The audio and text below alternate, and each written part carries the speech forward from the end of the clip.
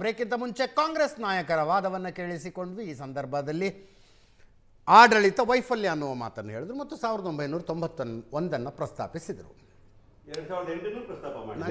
ಮನಮೋಹನ್ ಸಿಂಗ್ ಇಡೀ ವಿಶ್ವದಲ್ಲಿ ಆರ್ಥಿಕ ಸಂಕಷ್ಟಗಳು ಬಂದಾಗ ಭಾರತ ನಮ್ಮಲ್ಲಿ 5 ಡಿಬೇಟಿಗೆ ಬಂದ್ರೆ 2 ಡಿಬೇಟ್ ನಲ್ಲಾರು ಹೇಳಿರ್ತೀರಿ you are my good friend, you are my good friend ಅಂತ.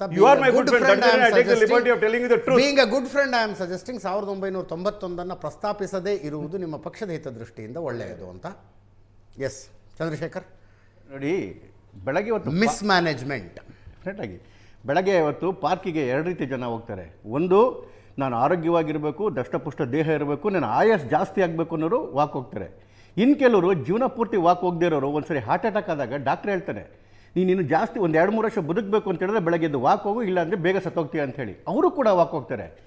ಇದರ ಅರ್ಥ ಡಿಫ್ರೆನ್ಸ್ ಏನಂದರೆ, ಒಬ್ಬ ಆಯಸ್ಸು ಜಾಸ್ತಿ ಮಾಡ್ಕೊಳ್ಳೋದಕ್ಕೆ ವಾಕ್ ಹೋದರೆ ಮತ್ತೊಬ್ಬ ಹೋಗೋದು ಬದುಕೋದಕ್ಕೋಸ್ಕರ, ಜೀವ ಉಳಿಸ್ಕೊಳ್ಳೋದಕ್ಕೋಸ್ಕರ. ಕಾಂಗ್ರೆಸ್ ಸರ್ಕಾರದಲ್ಲೂ ಆಸ್ಟೆರಿಟಿ ಬಂತು. ಕಾಂಗ್ರೆಸ್ ಸರ್ಕಾರದಲ್ಲೂ ಆಸ್ಟೆರಿಟಿ ಬಂತು.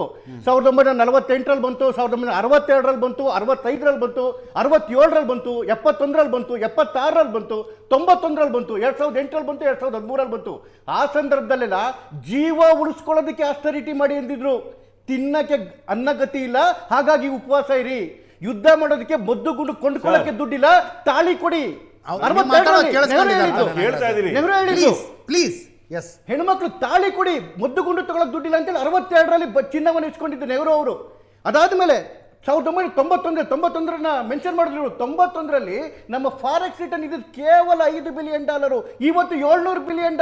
ಅವತ್ತು ಕೇವಲ 15 ದಿವಸಕ್ಕೆ ಆಗೋಷ್ಟು ಮಾತಾಗಿದ್ದು, ಇವತ್ತು 11 ತಿಂಗಳಿಗಾಗುವಷ್ಟು ಫಾರೆಕ್ಸ್ ರಿಸರ್ವ್ ಇದೆ. ಆಮೇಲೆ ನನ್ನ ಸ್ನೇಹಿತರು ಹೇಳ್ತಾ ಇದ್ರು ಮ್ಯಾನುಫ್ಯಾಕ್ಚರಿಂಗ್ ಕಡಿಮೆ ಆಗಿದೆ ಅಂತೇಳಿ. ಜಸ್ಟ್ ಕಂಪೇರ್ ಮಾಡ್ತೀನಿ, ಮ್ಯಾನುಫ್ಯಾಕ್ಚರಿಂಗು ಅವರ ಕಾಲದಲ್ಲಿ 2013ರಲ್ಲಿ ಇದ್ದಿದ್ದು 48.5 ನೆಗೆಟಿವ್, ಇವತ್ತು 59.2. 17.5 ವರ್ಷದಲ್ಲೇ ಹೈಯೆಸ್ಟ್ ಮ್ಯಾನುಫ್ಯಾಕ್ಚರಿಂಗು ಇದು. ಮತ್ತೆ ರೀಟೇಲ್ ಇನ್ಫ್ಲೇಷನ್ ಅವತ್ತು 9.5%, ಇವತ್ತು 2.4. ಎಕ್ಸ್ಪೋರ್ಟ್ಗಳು ಕಡಿಮೆ ಆಗ್ಬಿಟ್ಟಿದೆ ಅಂತಲ್ಲ ನಾಗರಾಜ್ ಯಾದವ್ ಅವರೇ. ಎಕ್ಸ್ಪೋರ್ಟ್ 2013ರಲ್ಲಿ ಇದ್ದಿದ್ದು $25 ಬಿಲಿಯನ್, ಇವತ್ತು 68 exports in that matter. I'm talking about no. I'm talking about other minus IT exports. Don't try to compare this thing and mislead the people. ಇವತ್ತೇನಾದರೂ ನಿಮ್ಮ ಎಕ್ಸ್ಚೇಂಜ್ ರೆವೆನ್ಯೂಸ್ ಇರಬೇಕಾದ್ರೆ ನಿಮ್ಮ ಎಕ್ಸ್ಪೋರ್ಟ್ ಸರ್ವೈವಲ್ ಇರಬೇಕಾದ್ರೆ it IT segment ಅಲ್ಲ. I'm talking about agriculture product. I'm talking about manufacturing product. Nagaraj Yadav ಹೇಳಿದ್ದೆಲ್ಲ ಕೇಳಿಸ್ಕೊಂಡಿದ್ದಾರೆ. Nagaraj Yadav you have already misled it. ದಯವಿಟ್ಟು ಯೋಗ್ಯತೆ ಇಲ್ಲ ಅಂತ ಹೇಳಿದ್ರೆ ಯೋಗ್ಯತೆ ಬಗ್ಗೆ ಮಾತಾಡಿದ್ರೆ ಯೋಗ್ಯತೆ ಪ್ಲೀಸ್ ಯಾರಿಗೆ ಮಾತಾಡ್ತಾರೆ? ಡಿಬೇಟ್ ಹಾಳಾಗುತ್ತೆ. ಡಿಬೇಟ್ ಹಾಳಾಗುತ್ತೆ. ನಾಗರಾಜ್ ಯಾದವ್ ಡಿಬೇಟ್ ಹಾಳಾಗುತ್ತೆ. ನಾನು ಈಗ ಹೇಳ್ತೀನಿ ಕೇಳಿ, ಕೋವಿಡ್ ಇವತ್ತುಗಳು ಎಂಎಸ್ಸಿಗಳು ಓಪನ್ ಆಗಲಿಲ್ಲ, ಇವತ್ತುಗಳು ಸಮಸ್ಯೆಗಳಲ್ಲಿ ಡಿಬೇಟ್ ಹಾಳು ಮಾಡ್ತಾ ಇದ್ದೀರಿ.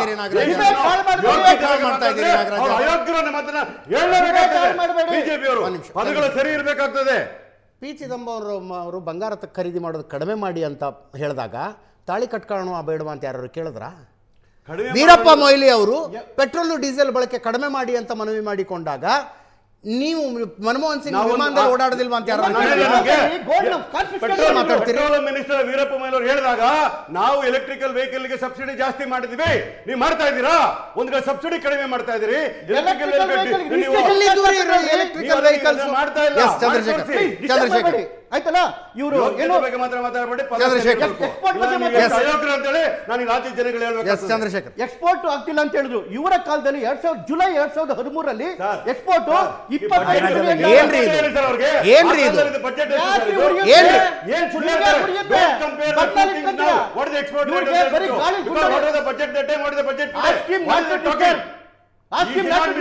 ನೋಡಿ, ದೇಶವನ್ನು ಮಿಸ್ಲೀಡ್ ಮಾಡಿದಾಗ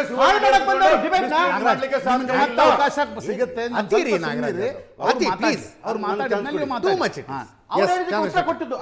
ಎಕ್ಸ್ಪೋರ್ಟ್ಸ್ ಇಲ್ಲ ಅಂತ ಹೇಳಿದ್ರು. July 2013 $25 billion, July 2025 $68.7 billion. ಅದಾದ್ಮೇಲೆ ಇವರು ಕರೆಂಟ್ ಡೆಫಿಸಿಟ್ ಹೇಳಿದ್ರು. 2013-14ರಲ್ಲಿ ಯಾವ ಯುದ್ಧ ಇರಲಿಲ್ಲ, ಯಾವ ಫ್ಯಾಮಿನ್ ಇರಲಿಲ್ಲ, ಯಾವ ಇನ್ಫ್ಲೇಷನ್ ಇರಲಿಲ್ಲ. ಅವತ್ತು 4.8% ಆಫ್ GDP ಏನೋ ಕರೆಂಟ್ ಡೆಫಿಸಿಟ್, ಇವತ್ತು ಅಂಡರ್ 1%. ಅಂಡರ್ 1%. ಯಾಕೆ ಅಂತ ಹೇಳಿದ್ರೆ ನಾನು ಆಗಲೇ ಹೇಳ್ತಾ ಇದ್ದೇನೆ, ಇವರು ಹೇಳ್ತಿರ್ತಕ್ಕಂಥದ್ದು, ಮೋದಿಯವರು ಹೇಳ್ತಿರ್ತಕ್ಕಂಥದ್ದು ನೀವು ಉಪವಾಸ ಇದ್ಬಿಡಿ, ಊಟ ಬಿಟ್ಬಿಡಿ, ಗತಿ ಇಲ್ಲ ಅಂತಲ್ಲ. ಇವತ್ತು ಜಗತ್ತಿನ 4ನೇ ದೊಡ್ಡ ಇದು ಏನು ಹೈಯೆಸ್ಟ್ ಎಕಾನಮಿ, ಜಗತ್ತಿಗೆ ಗ್ರೋತ್ ಇರ್ತಕ್ಕಂಥ ಎಕಾನಮಿ. ನಮ್ಮ ಹತ್ರ ಆಯಿಲ್ ಸಿಕ್ಕಾಪಟ್ಟೆ ಸ್ಟಾಕ್ ಇದೆ, ಫುಡ್ ಗ್ರೈನ್ಸ್ ಸಿಕ್ಕಾಪಟ್ಟೆ ಸ್ಟಾಕ್ ಇದೆ, ಈವನ್ ರಸಗೊಬ್ಬರ ಸಿಕ್ಕಾಪಟ್ಟೆ ಸ್ಟಾಕ್ ಇದೆ. ಸಿಕ್ಕಾಪಟ್ಟೆ ಅನ್ಬೇಡ್ರಿ.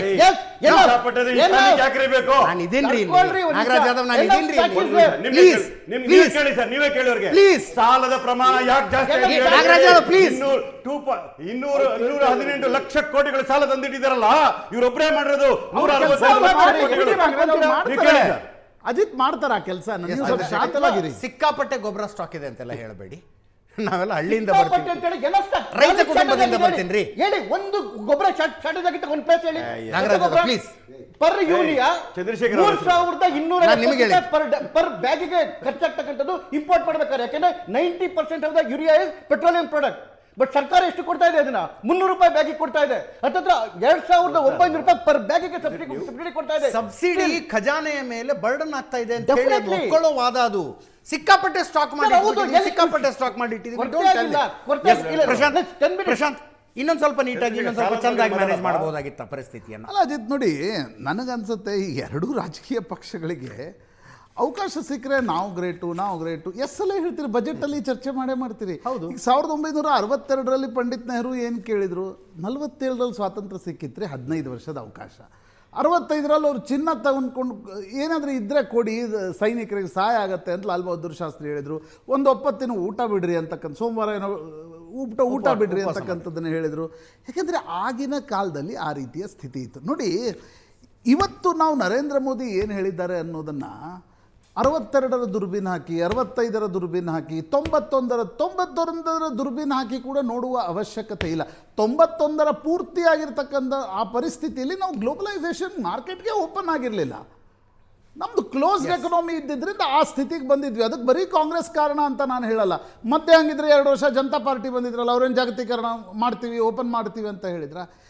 ಇದು ನೋಡಿ ಎಕ್ಸ್ಟ್ರಾ ಒಂದು ರೀತಿಯಾಗಿರ್ತಕ್ಕಂಥ ಯುದ್ಧದ ಕಾರಣದಿಂದ ಉದ್ಭವ ಆಗಿರ್ತಕ್ಕಂಥ ಪರಿಸ್ಥಿತಿ. ಇದು ಯುದ್ಧ ಪೂರ್ತಿಯಾಗಿ ಸಮಾಪ್ತಿಯಾಗುತ್ತಂತೆ, ಕಾರ್ಮೋಡಗಳ ಕರಗಿದಂತೆ ಸ್ಥಿತಿ ಮತ್ತೆ ಹಳಿಗೆ ಮರಳುತ್ತೆ. ಇವತ್ತು ಪ್ರಧಾನಮಂತ್ರಿಗಳು ಏನು ಹೇಳ್ತಿದ್ದಾರೆ? ನೀವು ಬಂಗಾರ ಕೊಳ್ಳಬೇಡಿಯಪ್ಪ, ಬಂಗಾರ ಕೊಂಡು ಅದನ್ನು 20 ಲಕ್ಷಕ್ಕೆ ಒಯ್ತೀರಿ, ಅದರಿಂದ ಯಾವುದೇ ಜಾಬ್ಸ್ಗಳು ಕ್ರಿಯೇಟ್ ಆಗಲ್ಲ. ಎಸ್, ನೀವು ಇರೋ ದುಡ್ಡನ್ನು ಮಾರ್ಕೆಟ್ಗೆ ಹಾಕಿ, ಬ್ಯಾಂಕಿಗೆ ಹಾಕಿ, ಏನೋ ಮಾರ್ಕೆಟಲ್ಲಿ ಅದನ್ನು ತಿರುಗಾಡಿಸಿದ್ರೆ ಅಟ್ಲೀಸ್ಟ್ ಜಾಬ್ಸ್ಗಳು ಕ್ರಿಯೇಟ್ ಆಗ್ತವೆ. ಬಂಗಾರ ಇಟ್ಕೊಂಡು ಹೋಗಿ ಸೇಫ್ ಲಾಕರಲ್ಲಿ ಇಡುವಂಥ ಪ್ರಯತ್ನ ಈಗ ಬೇಡ, ಸದ್ಯದ ಸ್ಥಿತಿಯಲ್ಲಿ ಬೇಡ ಅಂತಕ್ಕಂಥದ್ದನ್ನು ಅವ್ರು ಹೇಳಿದ್ರು. ಸರ್ಕಾರಗಳು ಬಂಗಾರ ಕೊಳ್ತಾ ಇವೆ ಸೇಫ್ ಹೆವನ್ನ ರೂಪದಲ್ಲಿ. ಬಟ್ ವ್ಯಕ್ತಿಗತವಾಗಿ ಬಂಗಾರ ಕೊಳ್ಳಿಕ್ಕೆ ಒಂದು ರೀತಿ ಸೇಫ್ ಹೆವನ್ನ ರೂಪದಲ್ಲಿ ಕೊಳ್ಳಿಕ್ಕೆ ಆರಂಭಿಸಿದಾಗ ಮಾರ್ಕೆಟಲ್ಲಿ ಅದರದ್ದು ಯಾವುದೇ ರೀತಿಯಾಗಿರ್ತಕ್ಕಂಥ ಟರ್ನ್ ಓವರ್ ಆಗಲ್ಲ. ದುಡ್ಡಿನ ಉದ್ದೇಶವೇ ಸರ್ಕ್ಯುಲೇಷನ್ ಆಗದೆ ಹೋದ್ರೆ ದುಡ್ಡಿನ ಉದ್ದೇಶ ಇರಲ್ಲ. ಈಗ ಯಾವ ಸರ್ಕಾರ ಹೇಳುತ್ತೀರಿ ಇಲ್ಲ ಅಲ್ಲಿ ಸ್ಟ್ರೇಟ್ ಆಫ್ ಹಾರ್ಮೋಸ್ನಲ್ಲಿ ಏನಾಗುತ್ತೆ ಮುಂದಿನ 2 ತಿಂಗಳು 3 ತಿಂಗಳು ಅಂತಕ್ಕಂಥದ್ದು ಗೊತ್ತಿರದೇ ಇರುವಾಗ ಯಾವ ಸರ್ಕಾರ ಹೇಳುತ್ತೆ ಎಲ್ಲ ನಾರ್ಮಲ್ ಇದೆ, ನಮ್ಮ ಬಳಿ ತೈಲ ಸ್ಟಾಕ್ ಇದೆ, ಓಡಿಸಿ, ನೀವು SUVಗಳನ್ನು ತೆಗೆದು ಓಡಿಸಿ ಅಂತಕ್ಕಂಥದ್ದನ್ನು ಯಾವುದಾದ್ರೂ ಸರ್ಕಾರ ಹೇಳುತ್ತಾ? ಪ್ರಧಾನಮಂತ್ರಿಗಳು ಹೇಳಿದ್ದಾರೆ. ನಿನ್ನೆ ನಾವು ಕೂಡ ಪ್ರಶ್ನೆ ಕೇಳಿದ್ವಿ, ಇದನ್ನು 1.5 ತಿಂಗಳ ಹಿಂದೆ ಹೇಳಿದ್ರೆ ಏನಾಗ್ತಿತ್ತು? Political reasons. ಈ ಪ್ರಶ್ನೆ ನಮ್ಮದು ನಿಶ್ಚಿತವಾಗಿದೆ. ಅಂದರೆ ಈಗ ಏನು ವರ್ಕ್ ಫ್ರಮ್ ಹೋಮ್ ಮಾಡಿ ಅಂತ ಚುನಾವಣೆ ಇದ್ದಾಗಲೇ ಹೇಳ್ಬೋದಿತ್ತಲ್ಲ, ಯಾಕೆ ಹೇಳಿಲ್ಲ ಅನ್ನೋ ಪ್ರಶ್ನೆ ಬೇರೆ. ಆದರೆ ಯಾವ ಸರ್ಕಾರ ಅಧಿಕಾರದಲ್ಲಿತ್ತೋ ಆ ಸರ್ಕಾರ ಇದನ್ನು ಹೇಳಲೇಬೇಕಾಗಿರ್ತಕ್ಕಂಥ ಪರಿಸ್ಥಿತಿ. ನೀವು ಇದನ್ನು ಹೇಳಿದ ತಕ್ಷಣ ಅಯ್ಯೋ ನಮ್ಮ ಕಾಲದಲ್ಲಿ ಹಂಗಿತ್ತು, ನಿಮ್ಮ ಕಾಲದಲ್ಲಿ ಹಿಂಗಿತ್ತು, ಈ ಚರ್ಚೆ ಪ್ರಧಾನಮಂತ್ರಿಗಳು ಹೇಳಿರ್ತಕ್ಕಂಥದ್ದು ಸಿಂಪಲ್ ಏನು? ಇರಾನ್ ಇಸ್ರೇಲ್ ಅಮೇರಿಕಾದ ಯುದ್ಧದ ಕಾರಣದಿಂದ ಸ್ಟ್ರೇಟ್ ಆಫ್ ಹಾರ್ಮೂಸ್ ಬಂದಾಗಿದ್ದರಿಂದ ಮತ್ತು ಜಾಗತಿಕ ಸ್ಥಿತ್ಯಂತರಗಳ ಕಾರಣದಿಂದ $106-107 ಇನ್ ಬ್ಯಾರೆಲ್ ತೈಲ ಬೆಲೆ ಇನ್ಕ್ರೀಸ್ ಆಗ್ತಾ ಇದೆ. ಉಕ್ರೇನ್ ಮತ್ತು ರಷ್ಯಾದ ಯುದ್ಧದಲ್ಲಿ ನಮಗೆ ಲಾಭ ಆಗಿತ್ತು. ಹೌದು, ನಮಗೆ ಲಾಭ ಆಗಿದೆ, ಕಡಿಮೆ ರೇಟಿಗೆ ತಗೊಂಡು ರಷ್ಯಾದಿಂದ ನಾವು ಕಡಿಮೆ ರೇಟಿಗೆ ತೆಗೆದುಕೊಳ್ತಾ ಇದ್ವಿ. ಆದರೆ ಈಗ ಆ ಪರಿಸ್ಥಿತಿಯಲ್ಲಿ ಜಾಗತಿಕ ಬೆಳವಣಿಗೆಗಳು, ಜಾಗತಿಕ ಮಾರುಕಟ್ಟೆ ಇಲ್ಲ. ಆ ಕಾರಣ ಈಗ ಮನೆಯಲ್ಲಿ ಹೇಳಲ್ಲೇನ್ರಿ, ಈಗ ಒಬ್ಬನ ಜಾಬ್ ಹೋಯ್ತಪ್ಪ, ಹೌದು ಸರ್, ನೋಡಿ ಖರ್ಚು ಮಾಡ್ರಿ, ಒಂದು 4 ತಿಂಗಳು ನೋಡ್ಕೊಂಡು ಖರ್ಚು ಮಾಡಪ್ಪ, ಇದೇ ನಮ್ಮ ಹತ್ರ ಸೇವಿಂಗ್ ಇಲ್ಲ ಅಂತಿಲ್ಲ. ಬಟ್ ಅದು ನೀವೇದೇನು ಕೂತ್ಕೊಂಡು ತಿನ್ನೋನಿಗೆ ಅದು ಹೇಳ್ತಾರಲ್ಲ, ಗಾದೆ ಇದೆಲ್ಲ, ಆ ರೀತಿ ದೇಶವನ್ನು ಕೂಡ ನೋಡಬೇಕಾಗತ್ತೆ. ಪೊಲಿಟಿಕಲ್ ಟೈಮಿಂಗು ಇದ್ರ ಬಗ್ಗೆ ನಾವು ನಿನ್ನೆ ಪ್ರಶ್ನೆಗಳನ್ನ ಎತ್ತಿದ್ವಿ. ಆದರೆ ದೇಶದ ಪ್ರಧಾನಮಂತ್ರಿ ನೀವು ಪೆಟ್ರೋಲ್ ಸ್ವಲ್ಪ ಕಡಿಮೆ ಮಾಡಿ, ಡೀಸೆಲನ್ನು ಸ್ವಲ್ಪ ಬಳಸೋದು ಕಡಿಮೆ ಮಾಡಿ, ಗೋಲ್ಡನ್ನು ಕೊಳ್ಳೋದು ಬಂದ್ ಮಾಡಿ ಅಂತ ಹೇಳಿದ ತಕ್ಷಣ ಸ್ವರ್ಗವೇ ಏನು ಆಕಾಶವೇ ಕೆಳಗೆ ಬಿತ್ತು ಅನ್ನುವ ರೀತಿಯಲ್ಲಿ ಆರ್ಭಟಗಳು. ನನಗೆ ಬಿಜೆಪಿ ಬಗ್ಗೆನೂ ಆಶ್ಚರ್ಯ ಅನ್ಸುತ್ತೆ. ಪ್ರಶಾಂತ್. ಇಲ್ಲ ನಾವು ಸಿಕ್ಕಾಪಟ್ಟೆ ನಮ್ಮ ಬಳಿ ಸ್ಟಾಕ್ ಇದೆ ಅದೇ ಯಾಕೆ ಹೇಳ್ತೀರಿ ಇದನ್ನ? ಜಾಗತಿಕ ತಲ್ಲಣದ ಕಾರಣದಿಂದ ಈ ಮೆಜರ್ಸ್ ಅನ್ನ ತೆಗೆದುಕೊಳ್ಳಲೇಬೇಕಾದ ಅನಿವಾರ್ಯತೆ ಇದೆ ಅನ್ನೋದನ್ನ ಹೇಳಿ ಅಲ್ಲ ಜನರಿಗೆ. ನಾಳೆ 10 ಪೆಟ್ರೋಲ್ ಬಂಕ್ ಹೋದಾಗ 6 ಪೆಟ್ರೋಲ್ ಬಂಕ್ 5 ಪೆಟ್ರೋಲ್ ಬಂಕ್ ಶ್ರೀಮಂತ ವರ್ಗಗಳ ಮೇಲೆ ಯಾಕೆ ಮಾತಾಡ್ತಾ ಇಲ್ಲ? ಇದು ಆಗ್ತಾ ಇರ್ತಕ್ಕ ನಾವ್ ಹೇಳ್ತಾ ಇರೋದೇನು ಗೊತ್ತಾ, ಬಡವರು ಮಧ್ಯಮ ವರ್ಗದ ಮೇಲೆ ಬೀಳ್ತಕ್ಕ ಪರಿಣಾಮ ಏನು ಅಂತ ಚಿಂತನೆ ಆಗಿರ್ತಕ್ಕಂಥದ್ದು. ನಾನು ಹೇಳ್ತೀನಿ ಕೇಳಿ, ಎಲೆಕ್ಟ್ರಿಕಲ್ ವೆಹಿಕಲ್ ಯೂಸ್ ಮಾಡಿ ಅಂತ ಹೇಳಿ, ಎಲೆಕ್ಟ್ರಿಕಲ್ ವೆಹಿಕಲ್ ಯೂಸ್ ಮಾಡಿ ಅಂತ ಹೇಳಿ ವೆಲ್ಕಮ್ ಇಟ್ ಬಾಬಾ. ಈಗ 6,500 ಬಸ್ಗಳಿದೆ BMTC ಅಲ್ಲಿ, ನೀವು ಹೇಳಿ 20,000 ಬಸ್ಗಳನ್ನ ಮಾಡ್ತೀವಿ, ಎಲ್ಲ ಬಸ್ಸಲ್ಲಿ ಓಡಾಡ್ರಿ ಅಂತ ಹೇಳ್ಬಿಟ್ಟು ಸಬ್ಸಿಡೈಸ್ ಮಾಡಿ ಅದನ್ನ ಮಾಡಿದ್ದೆ ಆದ್ರೆ ಎಲೆಕ್ಟ್ರಿಕಲ್ ಬಸ್ಗಳು ಕಾರ್ ತೆಗೆದುಕೊಂಡು ಓಡಾಡ್ತಾನೆ. ಓಡಾಡೋದೇ ಕಾರ್ ಇದ್ದವ್ರಿಗೆ ಹೇಳ್ತಾ ಇರೋದು ನೀವು ಮೆಟ್ರೋಗೆ ಓಡಾಡಿ, ಸ್ವಲ್ಪ ಬಸ್ಸಿಗೆ ಆ ಕ್ಲಾರಿಟಿ ಇಲ್ಲ. ಕ್ಲಾರಿಟಿ ಏನ್ ಹೇಳ್ಬೇಕ್ರಿ? ನಾನು ಹೇಳ್ತೀನಿ ಕೇಳಿ, ಡೀಸೆಲ್ ಪೆಟ್ರೋಲ್ ಬಗ್ಗೆ ಮಾತಾಡ್ತೀರಿ. ಒಬ್ಬ ರೈತ ಬದುಕಕ್ಕಾಗುತ್ತೋ? ನೀವು ಆ ಬಳಕೆಗೆ ಈಗ ಒಂದ್ ನಿಮಿಷ ಸರ್, ಮನೆಯಲ್ಲಿ ಉದ್ಯೋಗ ಇಲ್ಲ ಅಂತ ನಾಗರಾಜ್ ಯಾದವ್ ದಯವಿಟ್ಟು ಪೆಸಿಮಿಸ್ಟಿಕ್ ಮೈಂಡ್ ಸೆಟ್ ಇಂದ ಹೊರಗಡೆ. It is not pessimistic sir. ಅವರು ಎಲ್ಲ ಸಮಸ್ಯೆ, ಈಗ ಸಮಸ್ಯೆ ಇರೋದು ನಿಜ, ಎಲ್ಲ ಸಮಸ್ಯೆನ ಸಾಮಾನ್ಯರ ಮೇಲೆ ಹೊರೆ ಆಗ್ತಕ್ಕಂಥ ವಿಚಾರದಲ್ಲಿ ಮಾತಾಡ್ತಾರಲ್ಲ, ಅದಕ್ಕೆ ನಾನು ವಿರೋಧ ಇರ್ತಕ್ಕಂಥದ್ದು. ಇದು ಮಾಡಬೇಕು. ರೈತರು ಡೀಸೆಲ್ ಪಂಪ್ ಸೆಟ್ ಅನ್ನ ಬಿಟ್ಟು ಇಲ್ಲಿ ಕೇಳಿ ಸರ್, ಸೋಲಾರ್ ಅನ್ನ ಬಳಸಕ್ಕಾಗುತ್ತಾ? ಅವ್ರ ದುಡ್ಡು ಇರ್ತದಾ? ಇಲ್ಲ ಸಾಲಗಾರ ಆಗೋನವನು ಗೊತ್ತಿದೆಯಾ ನಿಮ್ಗೆ? ಡಿಜಿಟಲ್ ಎಕನಾಮಿಗೆ ನಾಗರಾಜ್ ಯಾದವ್ ಡಿಜಿಟಲ್ ಎಕನಾಮಿಗೆ ಬೂಸ್ಟ್ ಕೊಡಬೇಕು ಅಂತ ಸರ್ಕಾರ ಹೇಳಿದಾಗ ಪಿ ಚಿದಂಬರಂ ಅವರು ಪಾರ್ಲಿಮೆಂಟ್ನಲ್ಲಿ ನಿಂತ್ಕೊಂಡು ಮಾತಾಡಿದ್ರಿ. ಹಳ್ಳಿಲಿ ಸಂತೆ ನಡೀತಾ ಇರುತ್ತೆ, ಸಂತೆಯಲ್ಲಿ ಅರ್ಧ kg ಟೊಮ್ಯಾಟೊ, 1 kg ಆಲೂಗಡ್ಡೆ ತಗೊಂಡವನ ಹತ್ರ ಕ್ರೆಡಿಟ್ ಕಾರ್ಡ್ ಇರುತ್ತಾ, ಅವ್ರ ಹತ್ರ ಸ್ವೈಪಿಂಗ್ ಮಷಿನ್ ಇರುತ್ತಾ, ಅದಕ್ಕೆ ಕರೆಂಟ್ ಕನೆಕ್ಟ್ ಮಾಡೋಕ್ಕಾಗತ್ತಾ? ಇದನ್ನ ಪಿ ಚಿದಂಬರಂ ಮಾತಾಡಿದ್ರು. ಕೇಳಿಸ್ಕೊಡ್ರಿ,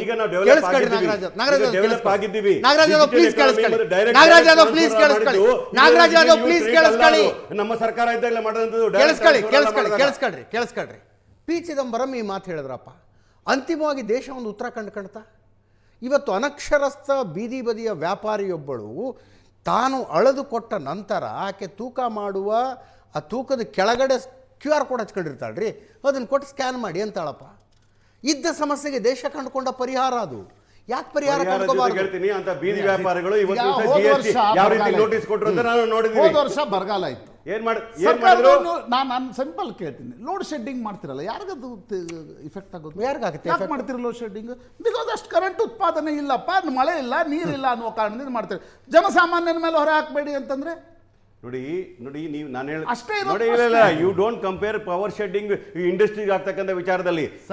ಇಂಡಸ್ಟ್ರಿಯಲ್ ರೀ, ಮನೆಗಳಲ್ಲಿ ಅಂದ್ರೆ ದುಡ್ಡಿರೋ ಜನರೇಟರ್ ಹಚ್ಕೊಂಡು ಕರೆಂಟ್ ತಗೋತಾನೆ, ಬಡಬಗ್ಗರಿಗಲ್ವಾ ತೊಂದ್ರೆ? ನೋಡಿ, ಅಷ್ಟು ಸುಲಭ ಅಲ್ಲ, ಎಲ್ಲರೂ ಜನರೇಟರ್ ತಗೊಳ್ತಕ್ಕಂಥ ಪರಿಸ್ಥಿತಿಯಲ್ಲೂ ಇಲ್ಲ ದೇಶ, ತಿಳ್ಕೋಬೇಕಾಗ್ತದೆ. ನಾನು ನಿಮ್ಮನ್ನು ಕೇಳ್ತೀನಿ, ಆಯ್ತಪ್ಪ, ನೈಸರ್ಗಿಕ ಪ್ರಕ್ರಿಯೆ ನೀವು ಹೇಳಿದ ಎಲ್ಲ ವಿಚಾರಕ್ಕೆ ಸಹಮತ ವ್ಯಕ್ತಪಡಿಸಿ ಕೇಳ್ತೀನಿ. ಮನಮೋಹನ್ ಸಿಂಗ್ $140 ಹೋಗಿತ್ತು ಕ್ರೂಡ್ ಆಯಿಲ್ ಬೆಲೆ. ಅವತ್ತು ನಾವು ಎಷ್ಟು ಇಟ್ಟಿದ್ದು ಪೆಟ್ರೋಲ್ ಬೆಲೆ ಎಲ್ಲ? ನೀವು ಆಯಿಲ್ ಬಾಂಡ್ ಹೆಸರಲ್ಲಿ ಎಷ್ಟು ಲಕ್ಷ ಕೋಟಿ ತಗೊಂಡ್ರಿ? ಏನಾಯ್ತಾ ದುಡ್ಡೆಲ್ಲ? ಹೇಳ್ಬೇಕಲ್ಲ, ಲೆಕ್ಕ ಕೊಡ್ಬೇಕಲ್ಲ. ಒಂದ್ ಕಡೆ ಸಾಲ ಜಾಸ್ತಿ ಆಗ್ತದೆ, ಒಂದು ಸಣ್ಣ ಬ್ರೇಕ್.